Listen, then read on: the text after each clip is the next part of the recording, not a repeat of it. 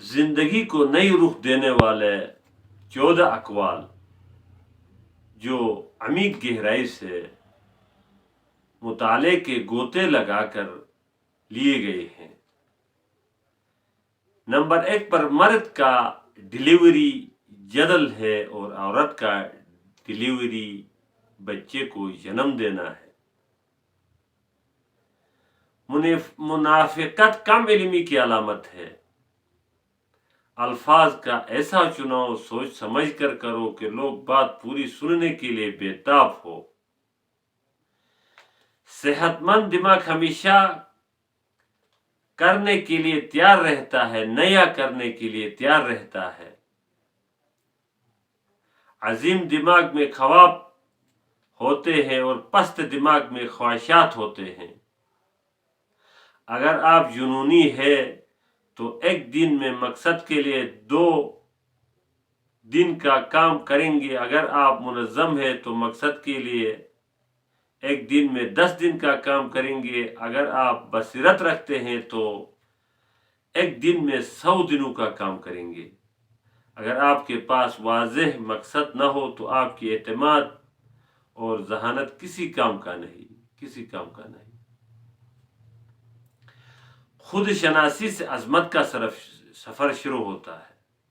خود شناسی سے عظمت کا سفر شروع ہوتا ہے اور خود شناسی تکلیف اور دکھ کے ایام میں ہوتی ہے۔ تکلیف اور دکھ کے دنوں میں آپ کی خود شناسی ہوتی ہے۔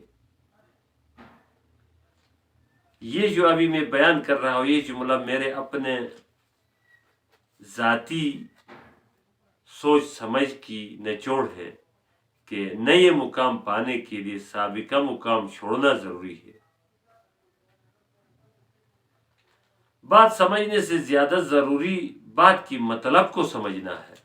بات کو لوگ سمجھتے لیکن بات کی مطلب کو نہیں سمجھتے۔ اس لیے تو اقبال نے یہ کہا، اللہ میرے جوانوں کو وہ نظر دے جو شراب کے اندر نشے کو دیکھ سکے۔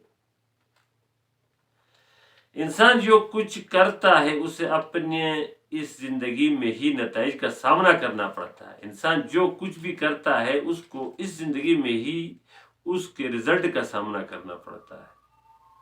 قرآن میں امن کا 1200 مرتبہ اور نماز کا 700 مرتبہ ذکر آیا ہے، اور مکی صورتوں میں نظریے کا اور مدنی صورتوں میں انتظام اور نظام کا ذکر ہے۔ یعنی نظریہ پہلے بنتا ہے اور نظام بعد میں وجود میں آتا ہے۔ بغیر طلب حاصل ہونے والی جاہ نقصان دہ نہیں، وہ خدا کی امداد ہے۔ اتنی محبت مال سے کرو کہ مال کی حفاظت کا اہتمام ہو، جائز ہے۔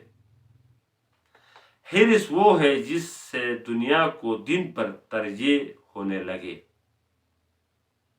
جو لوگ لڑنا مرنا اور قربان ہونا نہیں جانتے ہو وہ کسی سے وفاداری کا حق ادا نہیں کر سکتے۔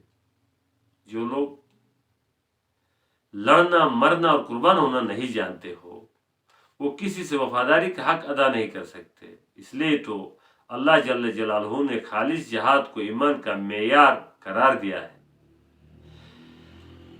جس شخص میں مقابلے کی ہمت نہ ہو تو اس کا ایمان کامل اور محفوظ نہیں ہو سکتا۔ والسلام۔